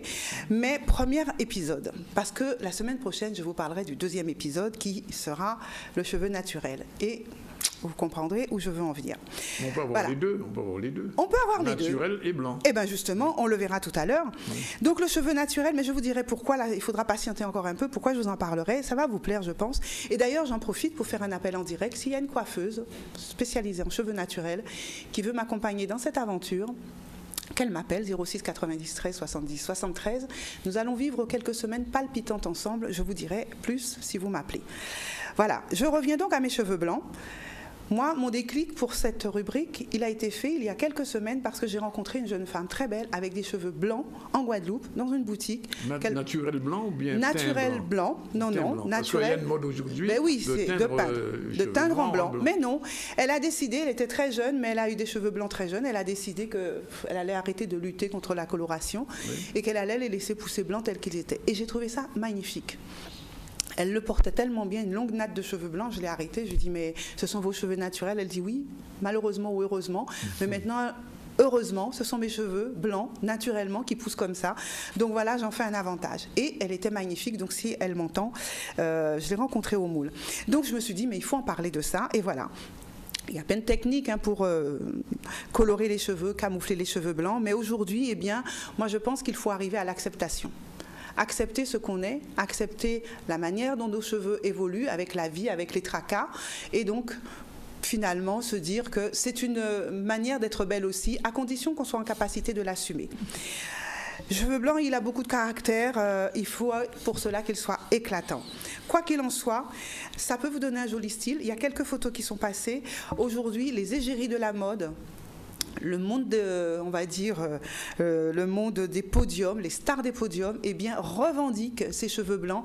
Mais les premiers qui ont osé le faire, eh bien, souvent se disaient, mais tu te rends compte, des cheveux blancs, ça fait un peu sale, ça fait un peu vieillot, t'as pas peur que ça te vieillisse, t'as pas peur que ceci, etc. Les gens n'acceptent pas et ne l'acceptent pas, surtout pour les femmes. Et les premières personnes à vous critiquer, ce sont les femmes elles-mêmes qui vous disent, mais enfin, moi, avec mes premiers cheveux blancs, c'est vrai que ma meilleure amie me disait, mais fais-toi une teinture, enfin. C'est tellement... Pourquoi tu gardes ça? Ça te vieillit. Mais ça me vieillit pas plus que ça. C'est simplement que ça nous dérange parce que c'est quelque chose dont on n'a pas l'habitude, qu'on n'accepte pas. Nous sommes dans un diktat de la jeunesse perpétuelle. Le jeunisme, ça s'appelle. Du jeunisme. Oui. Nous sommes dans un diktat de la beauté, du paraître, et finalement, ce que nous sommes, nous ne voulons pas le paraître. Alors que nous pourrions être tout aussi beaux et belles avec ce que nous sommes. Et donc, j'ai décidé de m'engager dans le beau et belle tel que je suis. Et vous aurez donc des cheveux blancs la prochaine fois? On verra. Voilà, donc je reviendrai vers vous pour vous parler des cheveux blancs et des cheveux naturels, parce que la peur panique du cheveu blanc, il faut que nous arrêtions ça et que vous soyez valorisés dans ce que vous êtes. La dernière photo vous montrera un petit bébé, je crois, tout petit, tout nouveau, qui est né avec des cheveux blancs. Oui. Qu'est-ce qu'il va faire? Ça lui donne un caractère, ça lui donne quelque chose, ça lui donne un style. Et puis, la publicité aujourd'hui, eh bien, de plus en plus, ils font appel à des seniors ou à des jeunes gens qui ont justement ces cheveux de cette couleur, parce que, bien ça aussi, ça détermine un caractère, ça détermine une certaine personnalité, ça détermine qu'on a confiance en soi. Et donc, par conséquent, on fait de plus en plus appel à des mannequins qui ont des cheveux blancs, mais de manière naturelle. C'est-à-dire qu'ils ont laissé... Vous êtes dans la psychologie, là, Martine. Exactement. Merci, Martine. Voilà, j'ai le temps de... Juste un agenda. Non, le temps de rien du tout. C'est le temps de Mina, puisque c'est la rentrée. Merci, Martine. En tout cas, on vous retrouve la semaine prochaine avec plaisir, avec des cheveux naturels. Vous verrez. On verra ça. C'est un épisode. Bonjour, Mina. Alors, c'est la rentrée normalement. Enfin, c'était la rentrée, mais c'est une rentrée à épisode. Oui, la rentrée des classes était officiellement prévue le vendredi 1er septembre pour les enseignants et le lundi 4 septembre pour les élèves.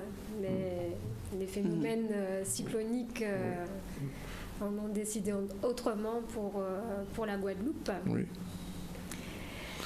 Ceci étant... les classes de maternelle, la crèche, les premiers jours au CP ou au collège sont autant de premières fois qui font grandir les enfants. Oui, et ça marque l'existence aussi, je crois.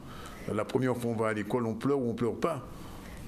Effectivement, donc il y a tout un apprentissage qui se fait de nouvelles aptitudes. Alors, est-ce qu'on peut dire qu'on réussit à l'école aujourd'hui, c'est quelque chose d'important dans la vie? Tout à fait. Donc, il est bon de rappeler que l'école apprend aux élèves un métier. Oui.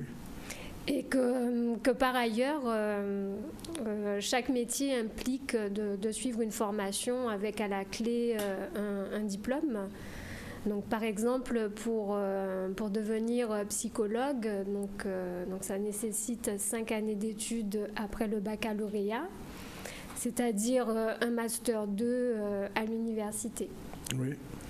Donc, ce qui va faire la différence, c'est la motivation, parce que bien qu'on puisse penser que réussir à l'école soit lié au fait de réussir sa vie, mais ça ne fait pas tout. Alors, c'est une chose de préparer la rentrée, une autre chose de favoriser la réussite des élèves. Une bonne rentrée et la réussite des élèves. Alors, comment peut-on motiver les élèves?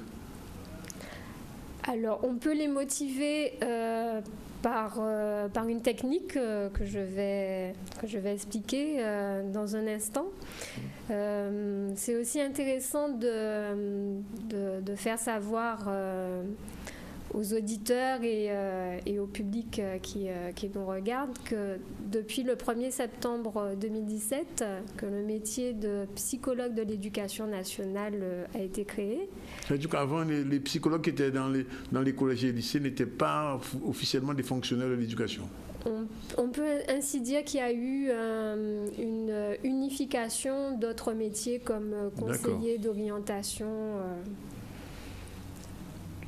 Voilà.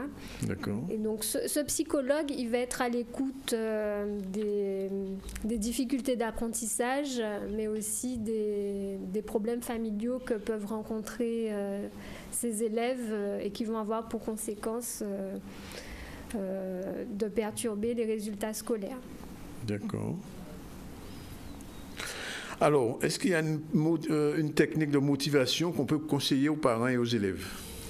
Oui, alors cette technique de motivation s'appelle les critères d'objectifs, oui. Donc qui est basée sur 7 questions. 7 questions ? Oui. 7, c'est toujours un chiffre un peu bizarre dans la psychologie humaine. Hein? Oui, comme les besoins fondamentaux d'Abraham Maslow. Les 7 péchés capitaux, enfin bref. Bon, alors. Donc je crois savoir, cher Danik Zandronis, que vous êtes... père de famille. Oui. Voilà. Donc premièrement, la première question, que voulez-vous pour vous ? Que du bien. C'est une réponse générale, mais dites-nous en plus. Disons que j'aime bien réussir ce que je fais. Quels que soient les challenges que je me fixe, je prends un exemple tout simple qui nous concerne. Il y a 3 ans, quand j'ai lancé le ZCL, j'étais pratiquement tout seul avec une journaliste. Et puis, il fallait créer quelque chose qui puisse intéresser à la fois les téléspectateurs et aussi la chaîne dans laquelle j'officie. Et en ce sens, je me suis dit, le ZCL, il faut en faire un lieu de rendez-vous du midi et en même temps une réussite avec un groupe. Et je crois, on n'a pas encore réussi à 100%, mais enfin, je souhaite réussir. Donc, c'est un petit peu un objectif professionnel que je m'étais fixé. Donc, la deuxième question, qu'est-ce que vous verrez, entendrez, vous ressentirez lorsque vous aurez atteint votre objectif ? D'une certaine plénitude, et puis aussi on est avec des gens avec qui on est bien, donc obligatoirement le bien de l'autre revient sur moi, et donc ça me fait du bien, ça me peut causer que du plaisir d'être avec des gens comme vous, comme Martine et comme toute cette équipe de ZCL avec qui nous travaillons au quotidien depuis maintenant 3 ans, puisque ça va être la 4e saison pour Martine par exemple, pour la plupart, et je vous assure que c'est une expérience extraordinaire et pour rien au monde, je ne voudrais pas la voir se dissoudre. Donc il y a un indicateur fort également, c'est l'audimat. Oui, bien sûr, l'audimat.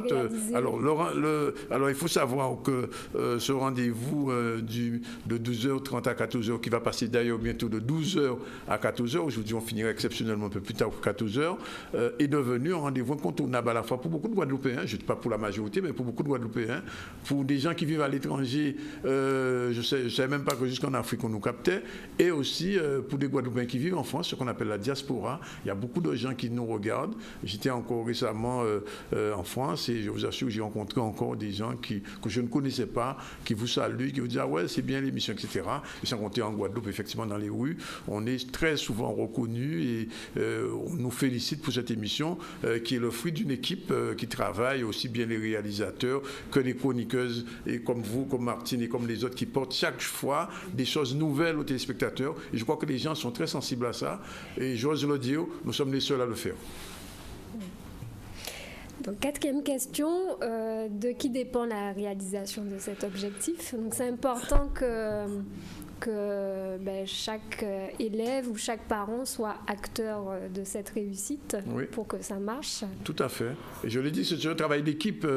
Tout seul, je ne pourrais pas faire le ZCL. Donc, aussi bien de l'assistante qui nous aide, Naïla, qui nous aide à prendre les contacts, jusqu'aux réalisateurs, jusqu'aux chroniqueuses, aux gens qui travaillent sur le site zcl.tv. C'est toute une équipe, une grosse équipe vraiment. Au total, ça fait plus d'une vingtaine de personnes qui chaque jour se donnent pour que ce ZCL soit réussi. J'oublie pas Mandy qui est avec nous le midi, mais aussi Mendy qui est le webmaster, Edwin, enfin bref, Nadia, enfin toute une équipe qui font que cette émission réussit. Alors, 5e question, si vous réussissez, donc c'est déjà le cas, est-ce que c'est bon pour vous et pour les autres? Donc, je crois Alors, que vous l'avez pour les autres, je peux déjà répondre oui, parce que sinon, Martine ne serait pas là. Ou déjà lagué. Si ça ne marchait pas, c'était pas intéressant, alors j'ai laissé tomber. Non, je crois que c'est bon pour les autres, mais c'est bon pour nous aussi, pour moi, et ça rejaillit, puisque le plaisir qu'ont nos chroniqueurs, la petite équipe de ZCL à se retrouver ici, mais aussi ailleurs, quand nous faisons des dîners, des voyages, etc., obligatoirement, il y a du plaisir. Et vous êtes psychologue mineur, vous savez très bien que ce qu'on appelle la dynamique de groupe, c'est quelque chose de très important, et il faut respecter beaucoup d'équilibre pour arriver à dynamiser un groupe sans le faire exploser. Dans la joie et la bonne humeur. Voilà. Donc, 6e question, compte tenu des points positifs et des points négatifs, pouvez-vous réaliser cet objectif? Visiblement, oui, des points négatifs, il y en a, parce que vous savez, quand on a un objectif, il y a souvent des difficultés, des écueils qu'il faut éviter. Je le disais, un groupe, ce sont 15, 16, 17 personnalités différentes qu'il faut réunir, fédérer sur un même objectif. Donc, il faut éviter les tensions, pas toujours évident, mais on fait attention justement à éviter les tensions. Et jusqu'à maintenant, il y a eu quelques petites difficultés, il ne faut pas le cacher, mais globalement, ça marche, ça fonctionne et c'est tant mieux. Et dernière question, qu'est-ce que l'atteinte de cet objectif va apporter en plus? Donc on avait parlé de plénitude. Oui, une certaine plénitude, une joie effectivement qu'on a envie de partager. Et bon, il faut le dire, faire quelque chose qui marche bien, ça donne un peu de fierté quand même. Dans l'audiovisuel guadeloupéen, je crois que l'équipe ZCL n'a pas, bon, si on était blanc, j'allais dire vous allez rougir, mais n'a pas à ne pas être fier de ce qui est fait, parce que je disais, nous sommes pratiquement avec nos petits moyens les seuls à faire ce que nous faisons ici depuis maintenant une 4e saison, et je pense que cet objectif, il apportera un plus à l'audiovisuel guadeloupéen, montrer que même si on n'est pas une grande chaîne française, on n'est pas à CNN, ou on n'est pas à ABC ou etc., ou TF1 ou France 2, on peut, quand on arrive à fédérer des gens sur un objectif commun, faire des choses qui dépassent le cadre de la médiocrité. Je me bats contre la médiocrité, je pense qu'on arrive à faire quelque chose qui intéresse les gens, sinon on n'aurait personne à nous regarder. Donc, pour revenir à cette thématique de la rentrée des classes, oui. Donc, cet exercice que nous avons fait ensemble, basé sur cette question, va permettre aux élèves de comprendre pourquoi apprendre à l'école, c'est important pour la suite de leur vie. Voilà, et leur permettre, qui plus est, d'arriver à réussir leur vie. Mais ça va être aussi efficace pour améliorer la communication entre les parents d'élèves et leurs enfants, sans qu'ils mettent trop de pression sur leurs enfants. Tout à fait. Voilà, donc j'aimerais dire, pour conclure, que l'école ne fait pas le bonheur, mais qu'elle y contribue. En tout cas, merci d'avoir posé cette question. J'espère que j'ai réussi mon test. Enfin, vous me direz à la fin quelle note j'ai eu. Il est 14h11 dans le ZCL, un petit peu spécial aujourd'hui. On remercie Sabine à la réalisation, toute l'équipe Mandy, tous ceux qui font, je le disais tout à l'heure, ce ZCL, et qui contribuent à le faire durer et perdurer. Demain, on se retrouve jeudi pour la suite. Martine, un petit mot à dire. Oui. Juste rappeler que Radio Gaillac fait une collecte également dès aujourd'hui et jusqu'à samedi en collaboration avec le CORECA. À Radio Gaillac, on peut déposer également et aux Nouvelles Étincelles à la rue Vatable. Mais voilà, c'est la solidarité. Radio Gaillac s'y connaît puisque, Martine, vous vous souvenez, à l'époque, on avait fait une grande collecte pour Saint-Domingue avec Pablo, etc. Et on avait réussi à ramener de 3 tonnes de médicaments, de vêtements et d'aliments. Donc c'est une habitude de Radio Gaillac qui s'est appelée dans le grand média d'El Caribe. Ce n'était pas tout à fait par hasard. Voilà, il finit, voilà ça. 14h12, on salue Charlie qui est venu nous rejoindre, notre rédacteur en chef pendant quelques semaines. Et puis, on se dit à demain. Salut Charlie et puis salut à toute l'équipe. Et merci Mina en tout cas. Vous m'avez pas encore donné ma note, mais vous nous direz ça en off. Voilà, c'est fini pour aujourd'hui. Pardon?